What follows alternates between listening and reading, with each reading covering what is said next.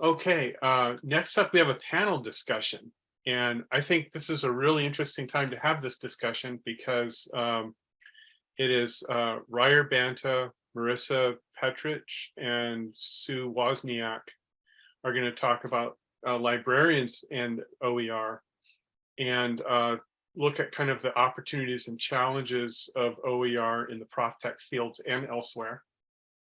So the connection I kind of see is where I think a lot of what Regina was saying was looking for support for OER and OER programs. And so I hope that we can learn a little bit more about how librarians support OER. I sent off a handful of questions to kind of just get people started. So what I'd like to do is with Ryer, Marissa, and Sue to start off and to just go around and describe your work as a librarian and how you became involved with OER.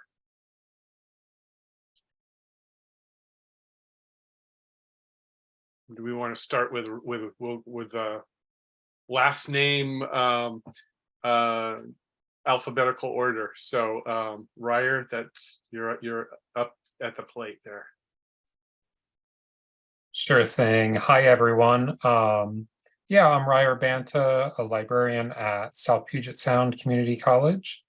And yeah, hopefully my internet connection stays stable. So how I got, it's been a long journey into being involved with OER. I've been a librarian for like 11 years, and for that entire time, I've been interested in OER. For my first several positions, I pursued that interest kind of just on the side because no one else was doing it, and I was tuned into the conversations. So at that time, I looked for opportunities to start conversations in the library and then around campus about open educational resources, open pedagogy, and all of that.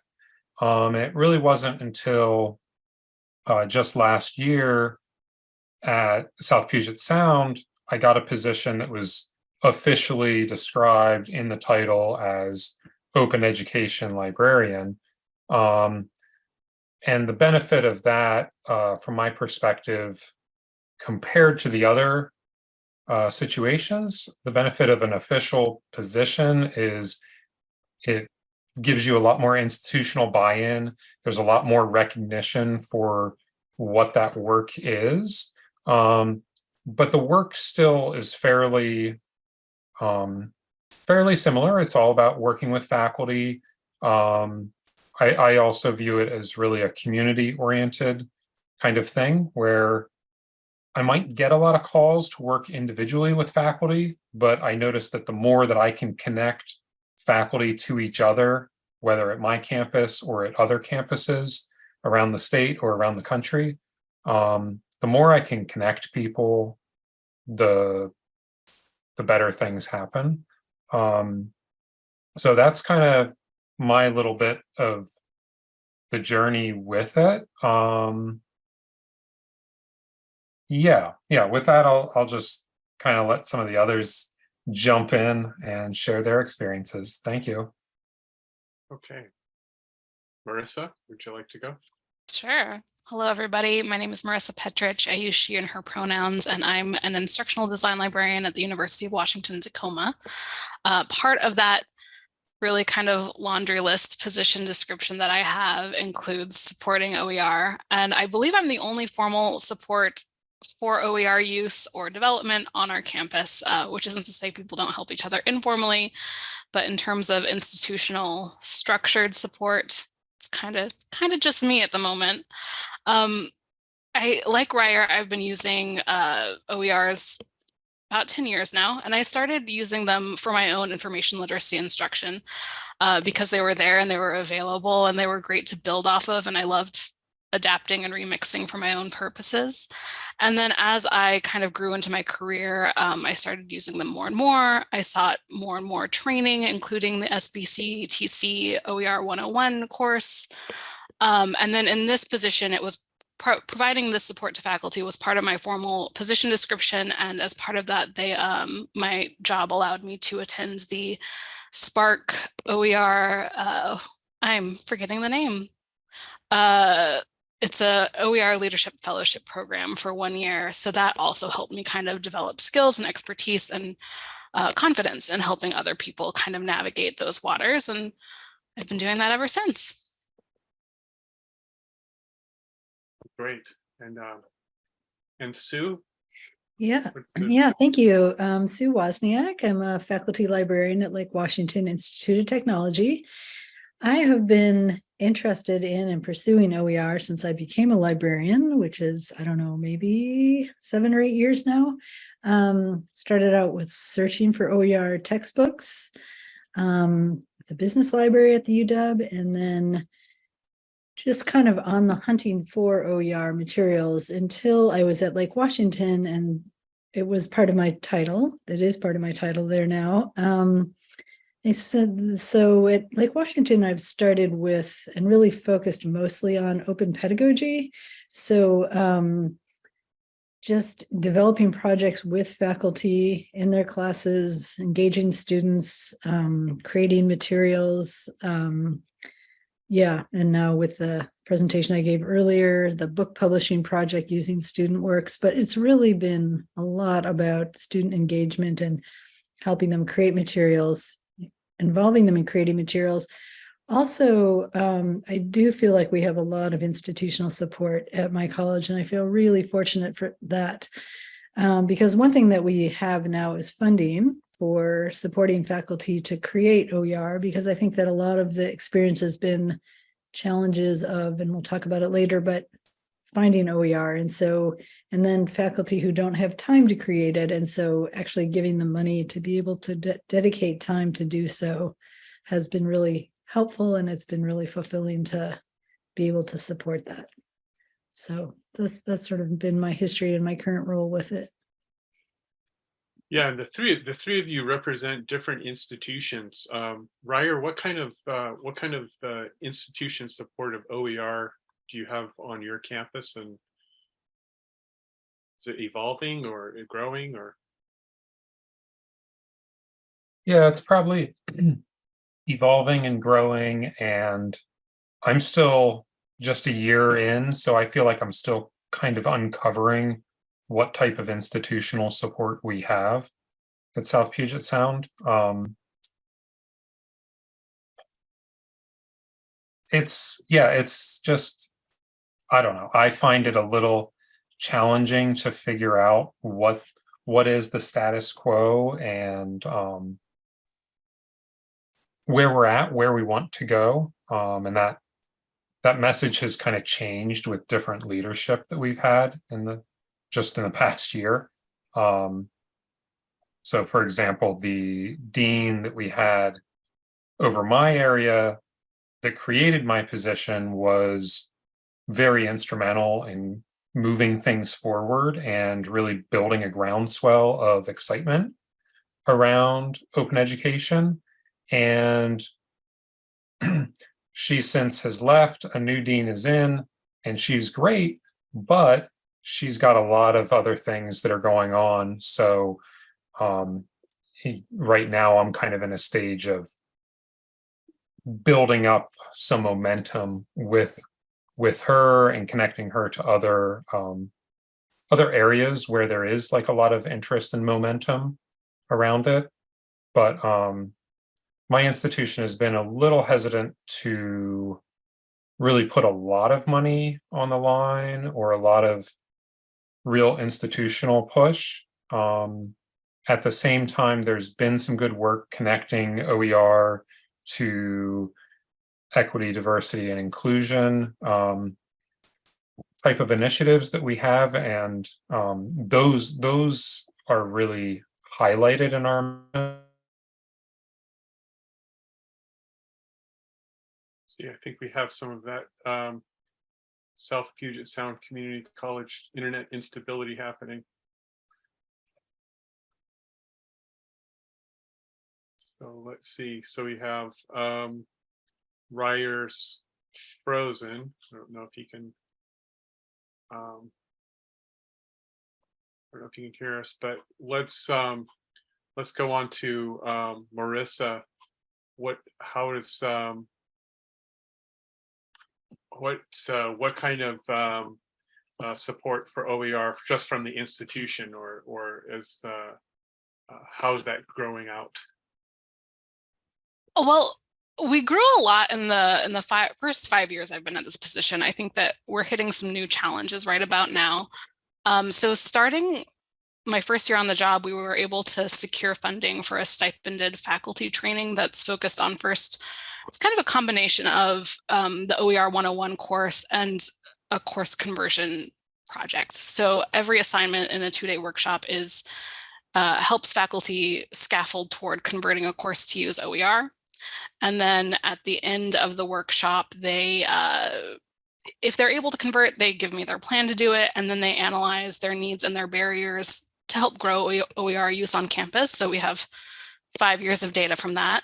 If they find that the materials for their course aren't good enough, or there's some other issue that prevents them from actually converting their course to use OER that year, they still analyze those needs and barriers. So we've been able to do a lot, not just with that training, but with looking at the data faculty are giving us about what would make this easier, what do they need, what kinds of support would be valuable. One thing that faculty consistently say that they need is time and compensation to scaffold these conversions.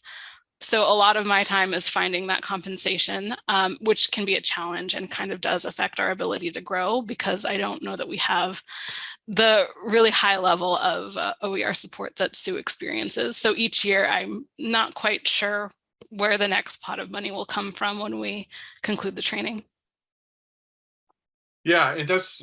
That's kind of one of the reasons why we wanted to make sure that Bo Young was here, because it's looking at different models of support that can happen at different institutions, and then also thinking about how we can promote OER on campus to maybe generate that support. Sue, what's some of the history of that institutional support on your campus? Yeah, so I will reiterate, I do feel quite lucky. So from the time that I came to Lake Washington, which was 5.5 years ago, there was already a core team. There was already a core of people working in OER. The dean at the time of the library was a big proponent of it, and there was a grant they had to write textbooks. I can't remember the name of that grant. I came in at the end of that. And so, I mean, we have an OER core team. So we have several faculty members. We have somebody from instructional design, I think, who's on it. We have librarians on it, of course. Yeah, and this team keeps growing. So yeah, I just think it's been very strong. So yeah, I guess from the level of the deans, and then faculty across different disciplines finding OER from math, social sciences, chemistry, from the time I was there, and now in some of the more technical programs. I think when our photonics program was kind of in flux, but they were working with OER or developing OER. Yeah, I would say it's been across a lot of disciplines. So, and then this is the second year now where we had funding was identified. And again, this was I don't know exactly where this pot of money came from, but it was, from the dean's side that they identified some money to fund people to fund faculty to develop OER. And they seem to be pretty confident about maintaining that funding supply. the funding source. So yeah, I would say it's only gotten stronger since I've been there. And, there's just every year it feels like there's more advocacy for and recognition of, and more people on board behind all of these ways that we support OER. Yeah, it's speaking of supporting OER, just thinking back to Regina's situation where she was surprised that this set her up to be a book publisher. And I know that there's a number of libraries, Humboldt State University, for instance, the dean of that library is a real advocate for OER. And he has promoted this model of the library as book publisher. So for me, I think that sounds like a really high level of support. Just as librarians, what's your opinion of that? And is that a reasonable expectation? And is that a possibility? Ryer, what's your take on that philosophy? We have Ryer. Okay. It's frozen again. Yeah, I think Ryer's frozen again. But what a great picture that you should have in your arsenal when you're at meetings, right? Then Marissa, what do you think of that as Yeah, that is kind of a challenging question, because on the one hand, I think our current publishing model is screaming to be rethought, right? It's difficult for students. It can often be difficult for faculty. It's difficult for libraries, especially as libraries often see that same cost problem that students see, where it just goes up every year and our budgets stay the same. So I think thinking of reconsidering how we create these materials and really making sure that we're dedicated to seeing that they are a public good is really important. In many ways, I think the library is uniquely positioned to do that. It's very central. We often have some of the expertise already.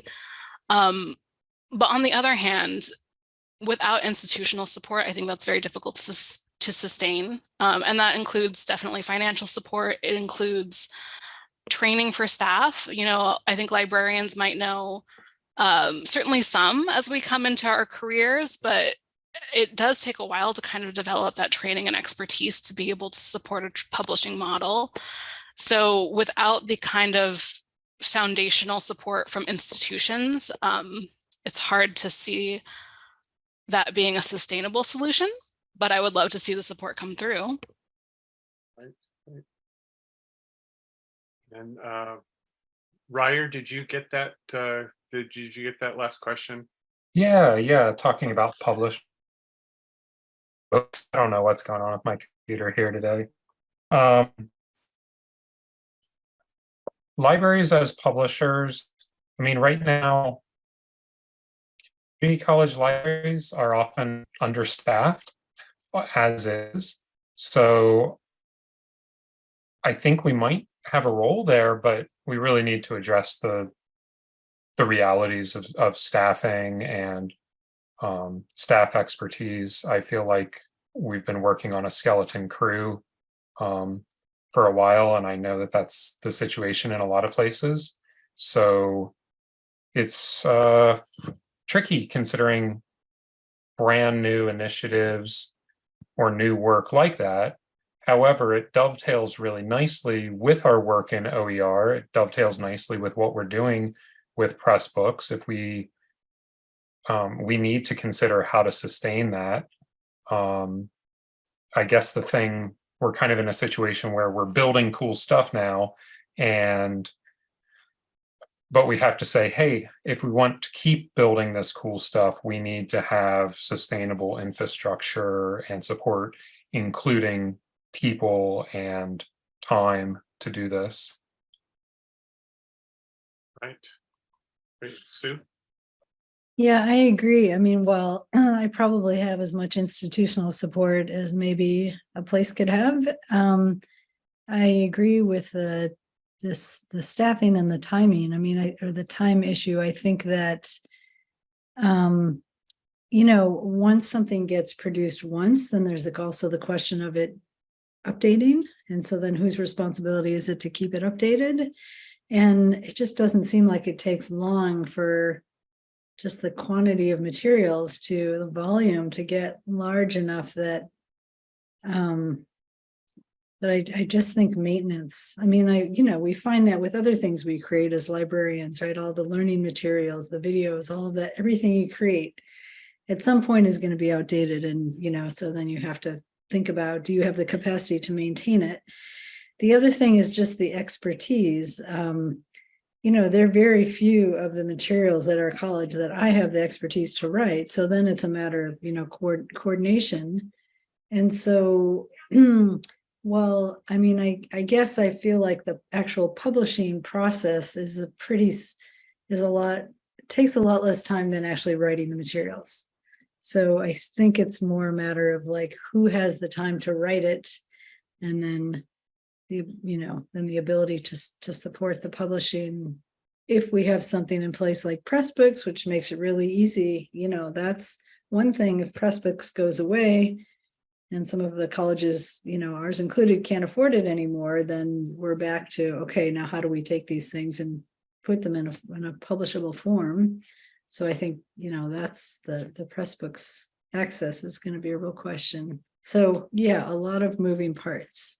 I mean, I agree theoretically in the role of publisher, coordinator, licensing, holding of materials, repository. It makes a lot of sense. And I kind of like being in the middle of all that, but I feel like the issue of capacity gets addressed pretty quickly. Okay. And then I know that there's a lot of librarians, and especially, of course, OER librarians are involved in helping faculty find textbooks, implement OER, or even creating OER, which kind of leads me to this complex question: is what are some of the OER successes on your campus? And then what are some of the challenges that remain? And those challenges can be subjects that are hard to cover, or policies that need to be implemented, just any kind of challenges that you see in the future that's going to help move the needle forward on OER. Shall we try, Ryer, with Sure. Let's try our luck again. Before jumping into that, I had another thought with this like publishing question. It reminded me that as I was listening to Sue, you kind of responding, I think this is another opportunity where there are many opportunities like this where capacity is a real problem. And I think if we could figure out ways to address some of those capacity issues by kind of shared roles that operate across colleges. So for example, if there was a more statewide effort to view libraries as publishers, there would be some local expertise at each school, but if there were some of the roles like copy editing and creating graphics and other things like that, that were shared across multiple institutions or maybe even across the system, that could be a way to kind of address some of those capacity issues. But anyhow, on to the question at hand. Successes at my college. We have a lot of faculty who are already doing OER, who've been doing OER for quite some time. We're kind of in the third year of stipends to support OER.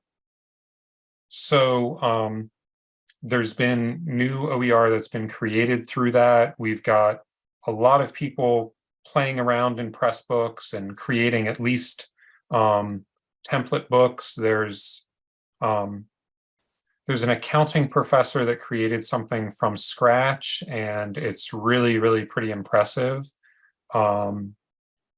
There's a lot of great momentum.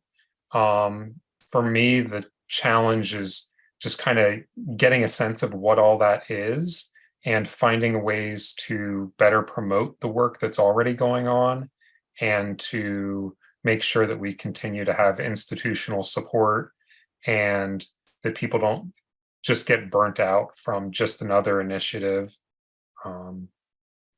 I feel like OER and a lot of our open education work can easily be this extra add-on that's nice but not critical, and over the last several years it's been a little challenging keeping faculty members motivated on these kind of things that they might view as maybe less critical.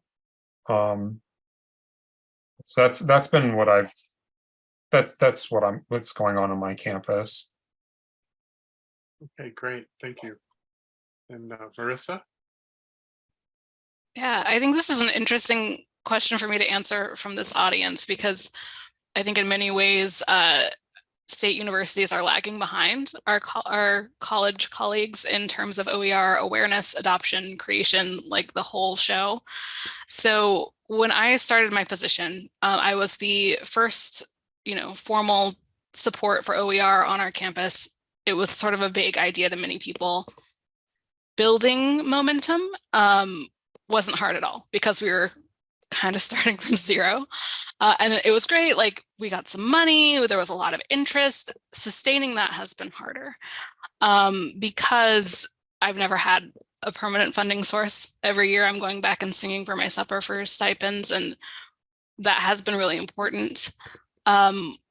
We have seen that a lot of faculty who have been through the program, even though adoption is not a requirement of the program, they adopt voluntarily. So what we've learned is when faculty are given appropriate time and appropriate compensation to look for materials, if they find something, most of them are going to use it. But persuading people that this isn't just paying people extra money to do their normal job, that redesigning a course, and I say this as an instructional design support person, like if you're converting your course materials, that's significantly more work than normal course prep and does deserve some additional compensation. Not everyone agrees with that philosophy.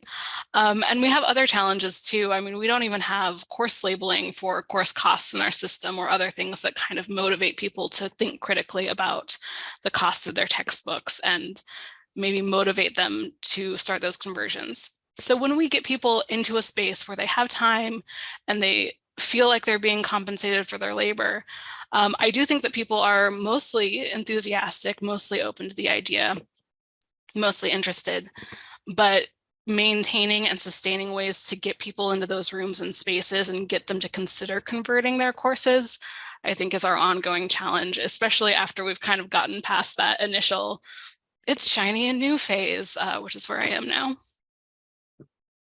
Great, thank you. Sue?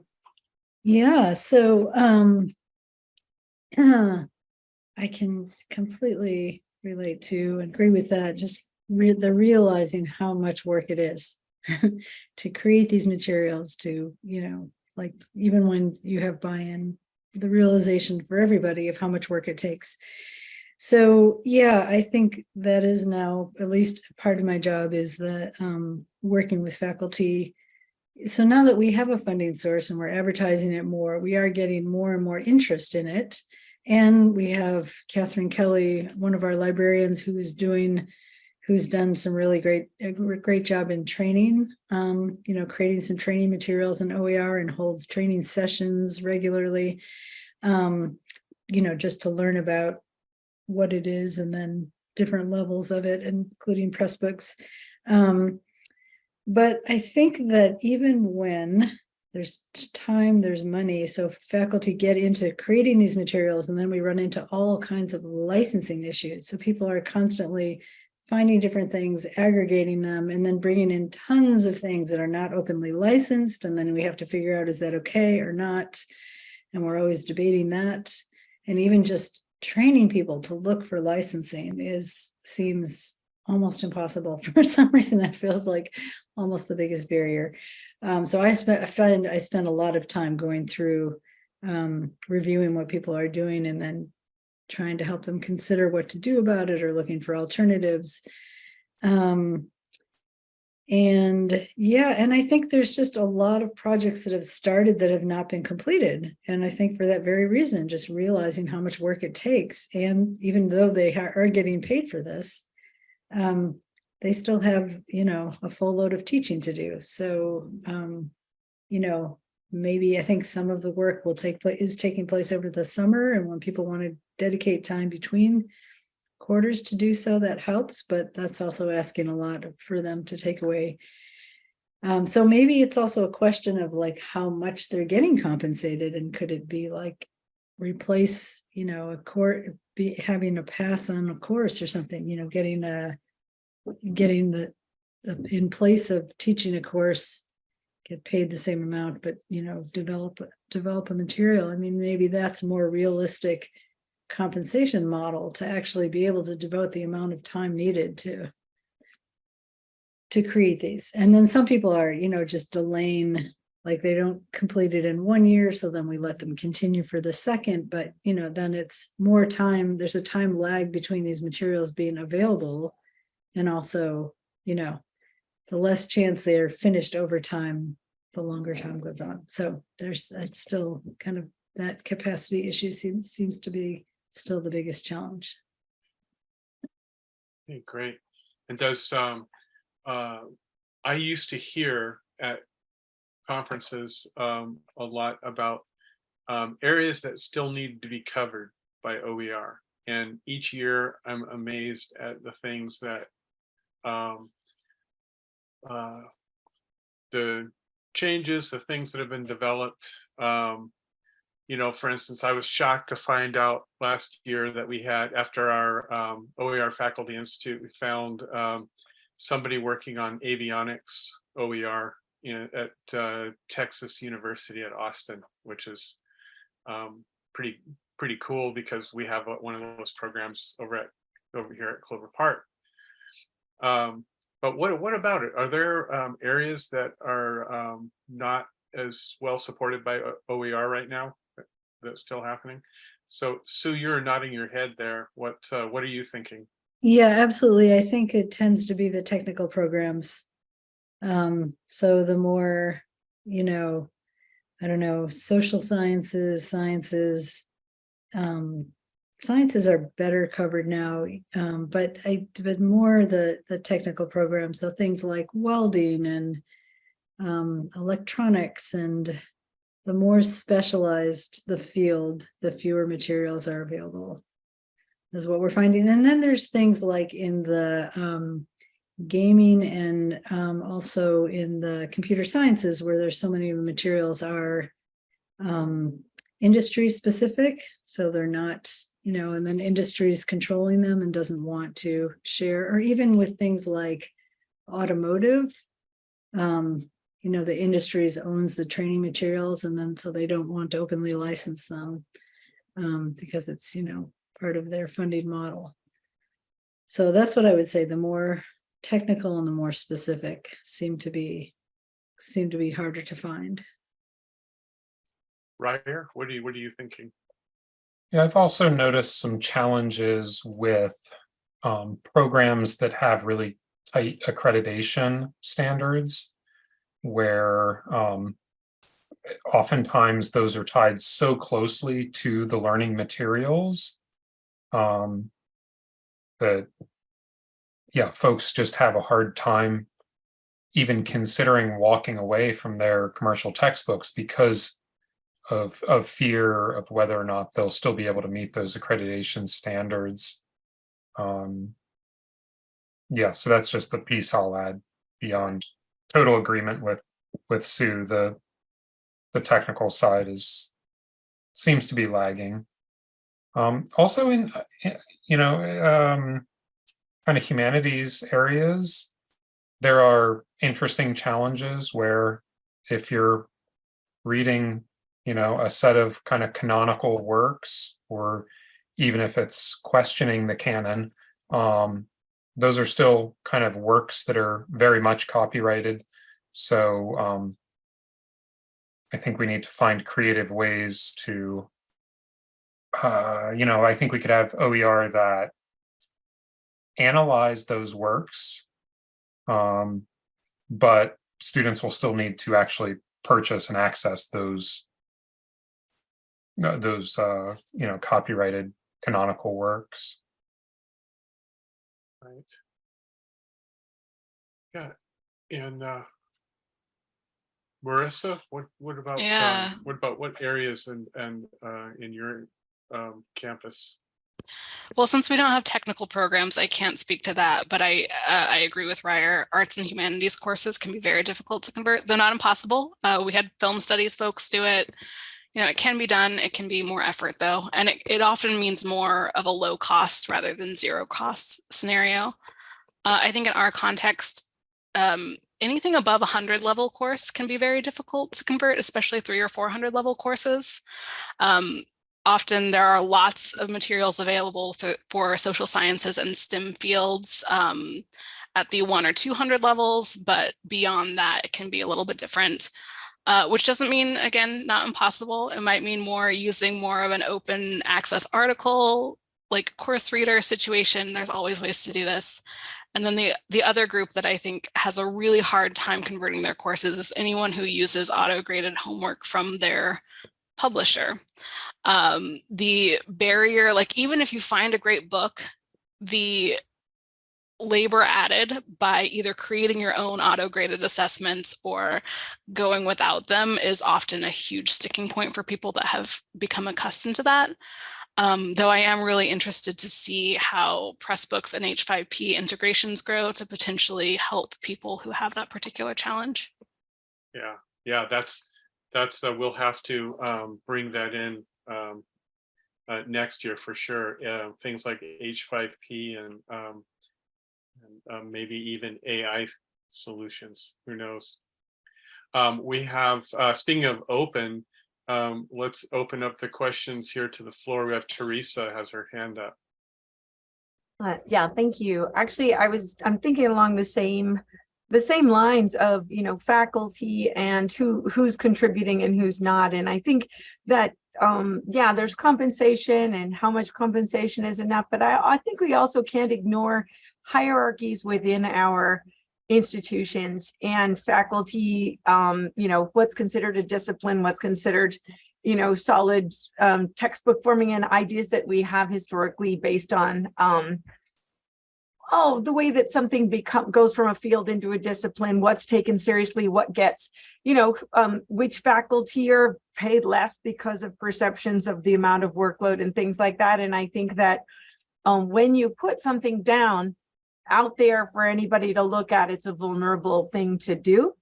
It's the same thing with assessment. I'm on the assessment committee at my college, and we're often asking faculty to report upward about what they do and sort of show out what they do.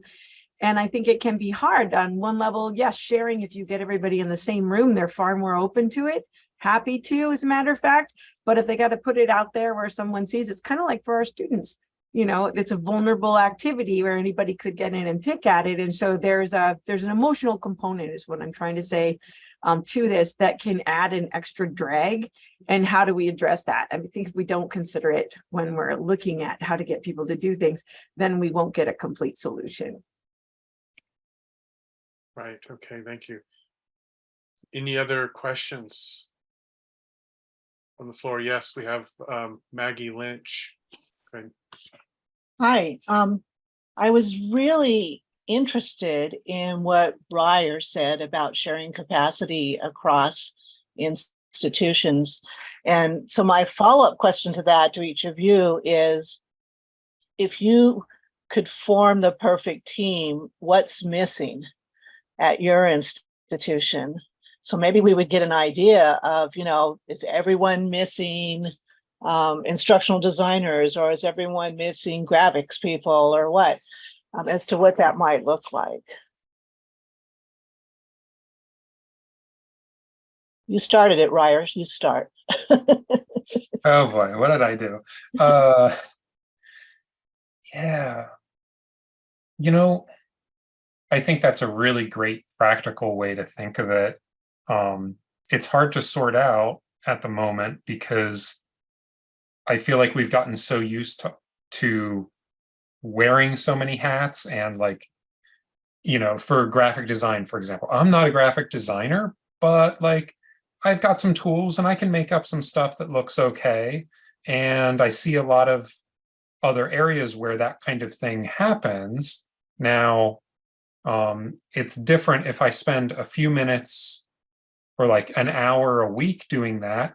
That might be different than doing it day in and day out. I guess it depends on whether, yeah, so as far as book publishing, I think we could look specifically at that use case, or we could look even at the area of like supporting OER at like at a big level. I just noticed we take really individualized campus by campus solutions. We do it with our technology a lot. I think it's good to have local people have some bit of knowledge, of course, and it's great to have, if you've got champions who can have some ownership, or they say, hey, I actually like working with graphics and doing that, that's lovely. But sometimes it's not just about that like interest and passion. It's, I don't know, I've been feeling the time crunch mostly, but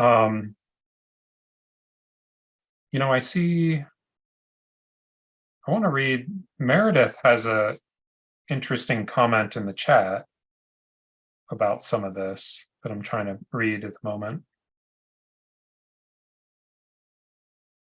Yeah, so Meredith, I don't know if you want to speak to that, but Meredith's asking a great kind of connected question about getting e-learning and teaching and learning folks more involved with the publishing side. Does that fall all just to the library? I think that's a good question as well. But yeah, I guess I would say that for the publishing side, I think proofreading is like a huge task, and that's one where an institution would really benefit from identifying someone who does that, or maybe that's shared across institutions. I don't know. Yeah, I'm waffling here, so I'll just pass it to others. How about you, Sue? Yeah, I agree about the instructional design, and also just that I hadn't thought of that, of sharing these functions across institutions, but I think it's a great idea because we have an instructional designer on campus now, and she helps faculty, with their courses, but she hasn't been involved yet in this OER creation. So I can see this is I'm glad we're talking about it, because it's something I can bring back and help discuss. But I also think that it can really quickly also get to capacity for her, like if she is to do that for everybody who's developing OER, in addition to everybody's classes that they're working on. I don't know. So, and also just if there was somebody working across institutions, maybe, for somebody to get up to speed on how to make things come out well, it just seems like it not to have those lessons learned again and again at every institution. Like, I can see how that would be really useful.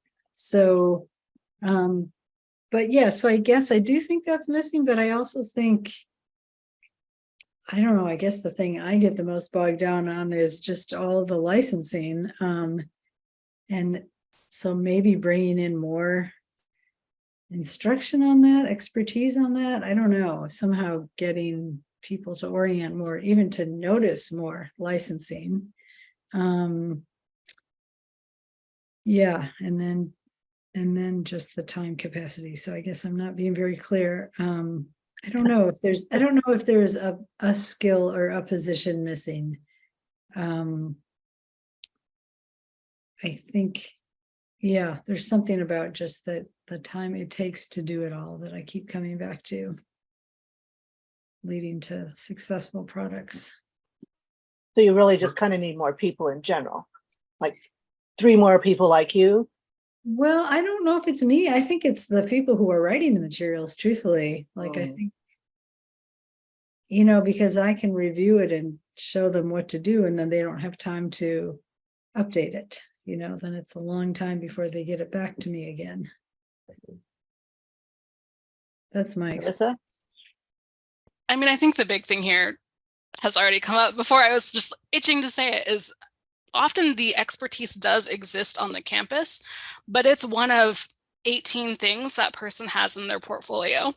So it's not just thinking about what don't we have, it really is just scaling up the number of people with specific skill sets.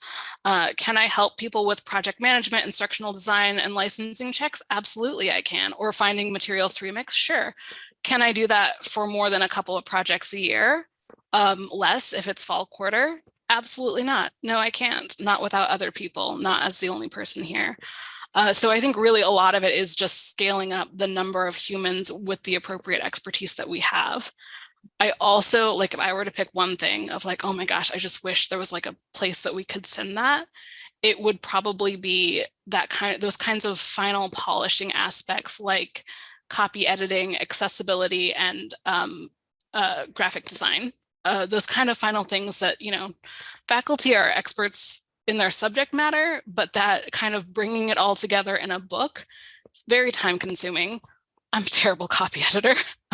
And people ask for that all the time. And I'm like, I don't think you want me to do that. I can try. It's might be okay. Really kind of giving it that polished final presentation that makes people feel more confident, I think would be enormously helpful. Yeah, and in the comments, we had this Teresa mentioning again the cross-institutional cohort idea. So having resources available through the state is good, but also to promote those kinds of ideas. I mean, Ryer, you have an occasional newsletter that goes out. Yeah, I know there's many folks here who already are kind of a part of this group, but there's also many who are not. But sometime last year, I basically had an idea where I said, there's a lot of great OER experts all across the state, especially in the community and technical college system. And wouldn't it be great if we had just kind of regular meetups to troubleshoot ideas and discuss things? So it started with this idea of like actually having a meeting, and we do that occasionally. Ideally, I want to offer that monthly. It's a fairly informal thing. So any of you are welcome to join. It's certainly those are more oriented to folks who are leading OER efforts or fairly involved with that. But for disciplinary faculty, we've also created an online space where it's kind of like a social media space where folks can go and check in with other folks. Sure, there's a lot of OER leads and librarians in that, but there's also a growing number of individual faculty who are OER champions or OER curious, and it's a great way to connect with other folks. So that's the basics of it. I intend to put out a newsletter. I've found that that's I need to find a way to make it less tedious for myself, because the first one was great, and then the second one I totally failed to deliver because of the timing and all the other stuff I had going on. But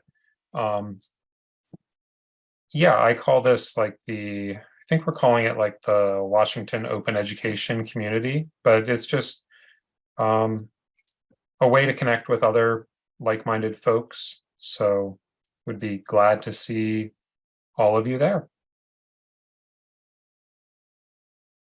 So that's one of the reasons why, of course, we have events like this, is to help promote that kind of community, and that possibly the promotion of that community also will translate into more people talking about this, more people promoting the ideas on their campus, more people bringing this together on this through the state.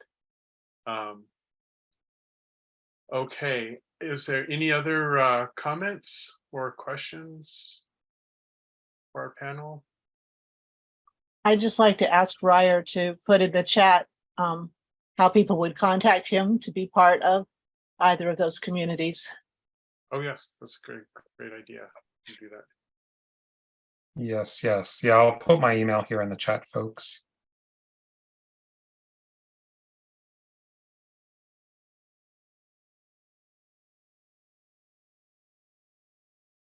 Okay. Well, if we don't have any more questions, I want to thank Ryer and Marissa and Sue. I really appreciate the time you've taken to come in and talk about your work. Also, it kind of at the end of this, we're talking about your challenges with supporting OER. Tomorrow, at the end of the day, we're going to break people up and have them talk about what their successes and challenges might be with OER. And so it's good to get the perspective from librarians and instructional designers who are on the front line of this. So we really appreciate this as a way to end the day here. So thank you very much. I'm going to go ahead and stop the recording.